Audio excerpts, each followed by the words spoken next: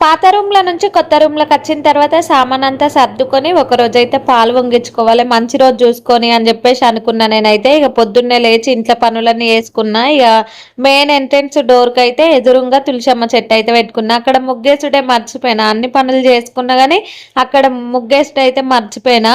ఇగ బయటంతా గూడా మంచిగా కడిగి ముగ్గులు పెట్టుకునుడు అయిపోయిన తర్వాత ఇగ దేవుడికి దీపం పెట్టి ఇగ పాలైతే పొంగించుకుందాము అని జెప్పేసి ఇగ పాలైతే పొంగిస్తున్నా ఇక్కడ. పాలు పొంగిచ్చిన పాలతోటి ఏదో ఒకటైతే స్వీట్ అయితే చేసుకుంటారు గదా! బెల్లన్నమన్నా చేసుకుంటారు. లేకపోతే పాలు కాచి తాగనన్నా తాగుతారు. లేకపోతే పాయసమన్నా చేసుకుంటారు గదా! ఇగ నేనైతే పాలు పొంగిచ్చుడు అయిపోయిన తర్వాత పాయసం చేద్దాము అని జెప్పేసి ఇగ పాయసం అయితే చేసిన. పిల్లలు ఇంట్లో లేరు. బల్లె తోలేసొచ్చిన గాబట్టి ఇగ ఇంట్లో పెద్దగా వాళ్ళు తిరగడం అయితే ఏం లేదు గాబట్టి నా పనులు తొందరగా అయిపోయినాయి అన్నట్టు. తొందరగానే నేను పొద్దున్నే పాలైతే పొంగించుకునుడైతే అయిపోయింది. దేవుడికి దీపం పెట్టుకునుడు గూడా కంప్లీట్ అయిపోయింది. సేమియా ప్యాకెట్లయితే ఎప్పుడు తీసుకొచ్చినా గూడా బయట వారేయాల్సొత్తంది. ఎందుకంటే అవి తిన్నది లేదు, చేసింది లేదు. వట్టిగ వారేసుడు కొనుకచ్చి అని జెప్పేసి ఇగ ఉన్నాయన్నీ మొన్న ఇల్లు సదిరినప్పుడు మొత్తం వారేసి ఒక 2 ప్యాకెట్లు ఏమో ఉండే ఇంట్ల.